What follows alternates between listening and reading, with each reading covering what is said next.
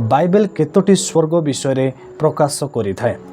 एपरि अनेक बाइबल पदगुड़िक रही अछि जो सबको आमे माने अध्ययन कले एक प्रश्न मनरे आसी थाए जे एकरु अधिक स्वर्ग रही अछि बोली।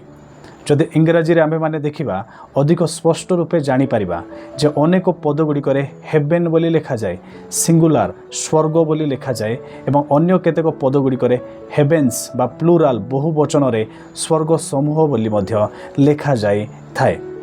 अर्थात बाइबल केतोटी स्वर्ग विषय प्रकाश करे ताहा आम्भे माने देखिबा। एब्री 4 पर्वर 14 पदर प्रथम अंश जदि आम्भे माने देखिबा सेठारे एपरि लिखा जाए, अतएव स्वर्ग समूह मध्य दे गमन करिअछन्ति जे ईश्वरंक पुत्र जीशु। एठारे स्वर्ग समूह अर्थात ए पद अनुसार एकरु अधिक स्वर्ग रहिथिबार सूचना मिली थाए। पुणी आम्भे माने जदि द्वितीय कोरिन्थियो 12 पर्वर 2 पद देखिबा सेठारे पाउल एपरि दर्शन देखि कहुअछन्ति, मु ख्रीष्टाश्रित जणे लोकକୁ जाने, से 14 वर्ष पूर्वे तृतीय स्वर्ग पर्यंत नीत हेला। अर्थात एठारे जो तृतीय स्वर्ग लेखा जाई अछि एही पद अनुसार तृतीय स्वर्ग मध्य रही अछि एवं जदि तृतीय स्वर्ग रही अछि ताहले प्रथम एवं द्वितीय स्वर्ग मध्य रही थिबो। लॉजिकली यह पॉसिबल अटे, संभव अटे। अथच बाइबल रे प्रथम स्वर्ग किंबा द्वितीय स्वर्ग बोली आक्षरिक भावे किसी निर्दिष्ट रूपे लेखा जाई नाही, किंतु लॉजिकली आमे जदि चिंता करिबा जदि तृतीय स्वर्ग विषय बाइबल कहूअछि ताहले प्रथम एवं द्वितीय स्वर्ग मध्य रही अछि। अतएव बाइबल तीनोटी स्वर्ग विषय प्रकाश करि थाए। आसंतु आमे माने देखिबा एही तीनोटी स्वर्ग कोन कोन अटे।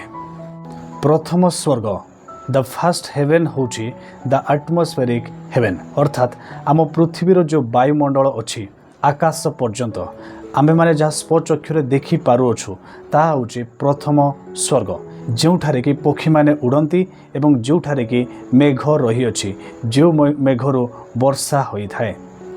बाइबल रो केतोटी पद गुड़िक हैला जाकुब पुस्तक 5 पर्वर 18 पद, पुणी होसेय 2 पर्वर 18 पद, द्वितीय विवरणी 28 पर्वर 12 पद। यही सब पद गुड़िक आमे माने जदि पढ़िबा ताहेले आपण माने स्क्रीन रे देखि पारुथिबे एहा प्रथम स्वर्ग विषय प्रकाश करि थाए। मने रखंतु ओडिया बाइबल रे स्वर्ग बदल रे बा हेवेन रो अर्थ आकाश मंडल बोली मध्य अनुवादित होई अछि। से आकाश मंडल होछि इंग्राजी रे हेवेन अर्थात स्वर्ग। जो माने विज्ञान पढ़ी अछंती किंबा भूगोल विषय ज्ञान अछि से माने जानिथिबे वायुमंडलर आम वायुमंडलर गोटे स्तर होछि ट्रोपोस्फियर एवं ए ट्रोपोस्फियर जो आकाश पर्यंत रही अछि एहाको कुआ जाय प्रथम स्वर्ग द फर्स्ट हेवेन। द्वितीय स्वर्ग सेकेंड हेवेन होछि द सेलेस्टियल हेवेन, महाकाश स्वर्ग, जो वायुमंडलर उपरी भागरे रहिथिबा जो स्पेस को आउटर स्पेस को बा महाकाश भाग को द्वितीय स्वर्ग बोली कहा जाए, जोठारे कि सूर्य चंद्र नक्षत्र तारा ग्रह एवं उपग्रह सबो अवस्थान करि अछंती एवं से सबु को आमे माने निज स्वचक्षुरे मध्य देखि पारि थाओ। बाइबल रो पद गुड़िक जदि आमे माने देखिबा जेसाया पुस्तक 13 पर्वर 10 पद, जिरिमियो 8 पर्वर 2 पद, पुणी माथ्यू 24 पर्वर 29 पद इत्यादि। यही सब पद गुड़िक स्पष्ट रूपे प्रकाश करे जे एही महाकाश रे जो नक्षत्र तारा एसब गुड़िक रही अछंती एहाको द्वितीय स्वर्ग बोली कहा जाए। अनेक लोक अछंती जो माने कि कैरिस्मेटिक दलर लोक माने विशेष करी जो माने चिन्ह चमत्कार रे अधिक विश्वास करती सेमानकर गोटे इंटरप्रिटेशन रही अछि। से माने विश्वास करती जे दूत मानक मध्य जो स्पिरिचुअल वारफेयर होई थाए शैतान मानक सहित एवं ताहा द्वितीय स्वर्ग रे होई थाए बोली विश्वास करि थांती।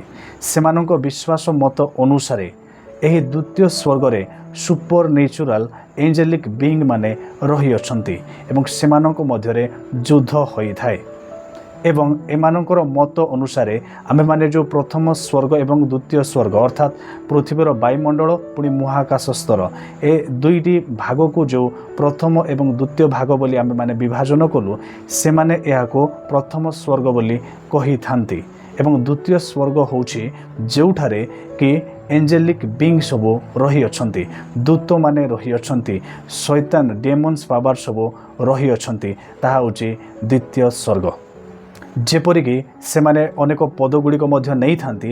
ଏଫେସିୟ 6 ପର୍ବର 12 ପଦରେ ଲେଖାଯାଏ, ଆମ୍ଭମାନଙ୍କର ଯୁଦ୍ଧ ମର୍ତ୍ତ୍ୟ ବିରୁଦ୍ଧରେ ନୁହେଁ, କିନ୍ତୁ ଆଧିପତ୍ୟ ବିରୁଦ୍ଧରେ, କର୍ତ୍ତାପଣ ବିରୁଦ୍ଧରେ, ଏହି ଅନ୍ଧକାରର ଜଗତପତିମାନଙ୍କ ବିରୁଦ୍ଧରେ, ପୁଣି ଆକାଶ ମଣ୍ଡଳର ଦୁଷ୍ଟାତ୍ମାମାନଙ୍କ ବିରୁଦ୍ଧରେ।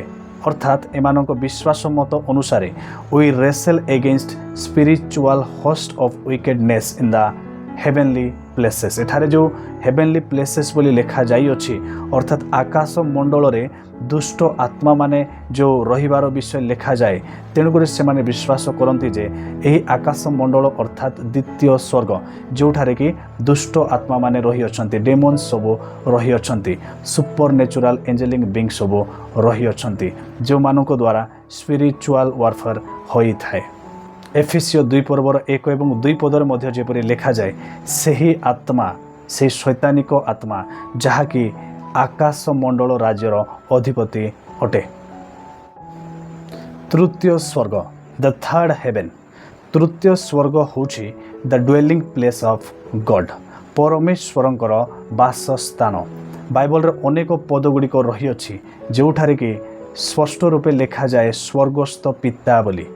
ପ୍ରଭୁ ଶିଖାଇଥିବା ପ୍ରାର୍ଥନାରେ ମଧ୍ୟ ଆମେମାନେ ଜାଣୁ, ହେ ଆମ୍ଭମାନଙ୍କର ସ୍ୱର୍ଗସ୍ଥ ପିତା, ଅର୍ଥାତ୍ ସ୍ୱର୍ଗରେ ବାସ କରୁଥିବା ପିତା, ପରମେଶ୍ୱରଙ୍କର ବାସ କରୁଥିବା ସ୍ଥାନ ହେଉଛି ତୃତୀୟ ସ୍ୱର୍ଗ, the third heaven, the dwelling place of ଗଡ୍।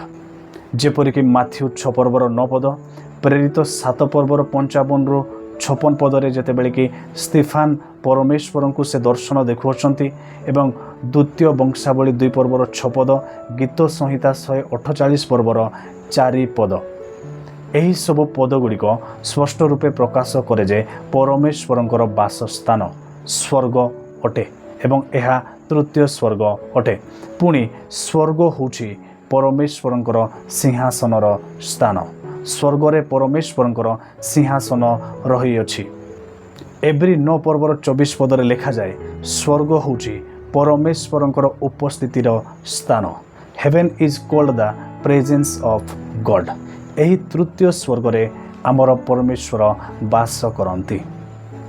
ମୋର ପ୍ରିୟମାନେ, ଗୋଟେ ମୁଖ୍ୟ ସୂଚନା ହେଉଛି ଏହା ଯେ ପରମେଶ୍ୱର କୌଣସି ଏକ ନିର୍ଦ୍ଦିଷ୍ଟ ଭୌଗୋଳିକ ସ୍ଥାନରେ ସୀମିତ ନୁହନ୍ତି। God is not limited to any certain geographical place. God is omnipresent। ପରମେଶ୍ୱର ସର୍ବତ୍ର ବିଦ୍ୟମାନ ଅଟନ୍ତି। ସେ ସମସ୍ତ ଜାଗାରେ ସବୁବେଳେ ସେ ବିଦ୍ୟମାନ ଅଟନ୍ତି। କିନ୍ତୁ ବାଇବଲ ଯେହେତୁ ସ୍ପେସିଫିକ୍ ପରମେଶ୍ୱରଙ୍କୁ ସ୍ୱର୍ଗସ୍ଥ ପିତା ବୋଲି ପ୍ରକାଶ କରିଥାଏ, ସ୍ୱର୍ଗରେ ବାସ କରନ୍ତି ବୋଲି ପ୍ରକାଶ କରିଥାଏ, ତେଣୁକରି ଏକ ନିର୍ଦ୍ଦିଷ୍ଟ ସ୍ଥାନ ମଧ୍ୟ ଅଛି ବୋଲି ଆମେମାନେ ବିଶ୍ୱାସ କରିଥାଉ। ଏବଂ ସେହି ନିର୍ଦ୍ଦିଷ୍ଟ ସ୍ଥାନ ହେଉଛି ତୃତୀୟ ସ୍ୱର୍ଗ, ଯେଉଁ ସ୍ୱର୍ଗ ବିଷୟରେ କି ପାଉଲ 2 କରିନ୍ଥୀୟ 12 ପର୍ବରେ ଦର୍ଶନ ଦେଖିଥିଲେ। ଅତଏବ ଏହିସବୁ ଥିଲା 3 ଗୋଟି ସ୍ୱର୍ଗ। ପ୍ରଥମ ସ୍ୱର୍ଗ ହେଉଛି ଦ ଆଟମସ୍ଫେରିକ୍ ହେଭେନ୍, ବାୟୁମଣ୍ଡଳୀୟ ସ୍ୱର୍ଗ। ଦ୍ୱିତୀୟତଃ ଦ ସେଲେଷ୍ଟିଆଲ ହେଭେନ୍, ଅର୍ଥାତ୍ ବାୟୁମଣ୍ଡଳର ଉପରି ଭାଗରେ ଯେଉଁ ମହାକାଶର ଯେଉଁ ସ୍ୱର୍ଗ ରହିଅଛି, ଏହି 2ଟି ସ୍ୱର୍ଗ ଆମେମାନେ ସ୍ୱଚକ୍ଷୁରେ ଦେଖିବାକୁ ପାଇଥାଉ। ଏବଂ ତୃତୀୟ ସ୍ୱର୍ଗ ହେଉଛି ଦ ଡ୍ୱେଲିଂ ପ୍ଲେସ୍ ଅଫ୍ ଗଡ୍, ପରମେଶ୍ୱରଙ୍କର ବାସସ୍ଥାନ।